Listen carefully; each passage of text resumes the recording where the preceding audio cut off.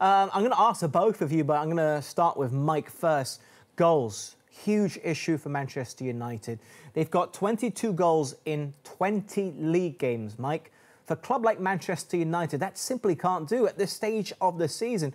Only Sheffield United and Burnley have scored fewer goals. I mean, it doesn't make for great reading whatsoever, Mike. What's the issue, do you feel? Well, it definitely isn't very good that they've only scored this amount of goals. I mean, it's quite surprising, or not surprising in some ways, that that's the ratio they've got. Not only that, they're conceding quite a lot of goals as well. So that, when it balances itself out, becomes an issue all round. I think, obviously, you have to look at the decent forward situation. Has it been consistent? Possibly not. Who's that forward been? And then, obviously, you've got to look around the team for service. You know, where's the service coming? Who is scoring goals? Where are they coming from? And that is disappointing all round, you know, the contribution of all different players. And also, maybe a lack of form up front, you know, Rashford, lack of form, you know, and I think that's been throughout the group, really. Midfield players scoring goals. Scott McTominay's weighed in with a few, but it's not enough. All-round goal-scoring players on the field of play. McTominay, top scorer, 5 goals, Anthony. What do you put it down to? Are the strikers being supplied? Does Haaland receive enough from the wide players to actually have an opportunity to shoot?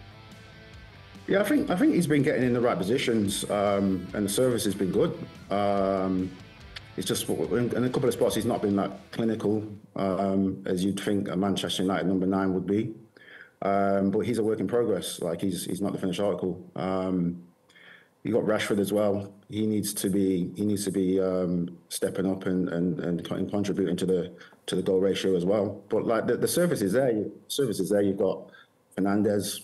He's one of the best with assists in the league.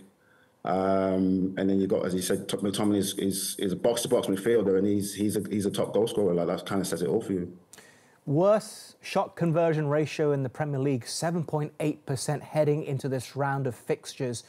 Do you know who the last Manchester United striker was to score 20 league goals or more in a single season, Mike? It was a while ago. This is a test on my memory, this one, and my memory is not the best at my age. He's a Dutchman, and he came from London. Van Nistelrooy? Van Persie. Robin Van Persie. Oh. The season Robin Van Persie, was it? Yeah. Oh, wow. The season that United won, well, the last time they won the league, when he really propelled them to the title. Sir Alex in charge at the time, of course. It just makes it feel like it's been an issue for a while when I say something like that, Mike. Say that again, sorry, I didn't quite pick that up. It just makes me feel like the goal-scoring problems have been an issue for a little while. Not just this season, it's just been exasperated this season, more so than any other. I think you're right. There's been an inconsistency in sort of goals, and the reason is probably because the players of quality at that end of the field haven't performed in some ways. You know, we can look across many years of United, you know, whether they had one player up top, 2 players up top. There was contribution from the forwards mainly, but also it was the midfield as well, and the wide players as well. So it's slightly different in Ten Hag's squad. I don't think that consistency has been there in selection for a start. We talked about Haaland, who's just come in. You know, he started with an injury, so he didn't get much time on the field. He's still picking up the pieces of probably how to be a Manchester United centre forward. And I think you're right. He is work in progress, but you know, there's only so much time that you've got. You know, you wear that shirt, and if you're in those positions, you have to score goals. I want to ask you something, more of a personal opinion here, as a player or as a manager. When you have one of the new owners in attendance for the first time since the deal was announced, I'm referring, of course, to Sir Jim Ratcliffe and Ineos, it feels like a lot of the players are maybe auditioning to continue to be Manchester United players next season. I mean, does that put added pressure on individuals for you, Anthony, first, players' perspective? From a player's perspective, I think you're focused on going out there and doing your job. Well, there's going to be players who are out contract in the summer, and they're going to be probably looking over the shoulder, thinking maybe at a club like Man U, they have the resources to bring in players of quality. That there's always a chance that there's going to be good players coming in. Like so, I think that having the owner there as well today will definitely make the players be aware that they need to be putting on the performance, and this is a big stage to be able to do it together against a team like Spurs.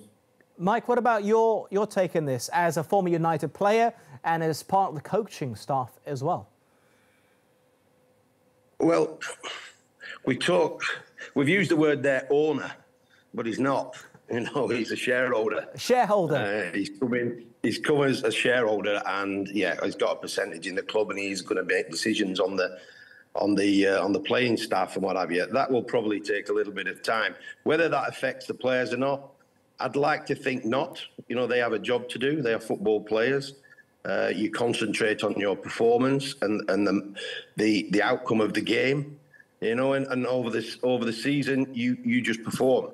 With a new owner there, there's an added spice probably from a new shareholder there in Sir Jim Ratcliffe and all the group of people that he's brought in. That probably is more from a crowd point of view, a supporter point of view. They may react to that, which may create a good atmosphere for a change at Old Trafford. The players certainly will react to that, but I think really it's deep down, it's get on with the job. You know, we have a game to win here. This is the team I've picked to perform to the best of your ability. And you're not, as a player, in control of anything after that.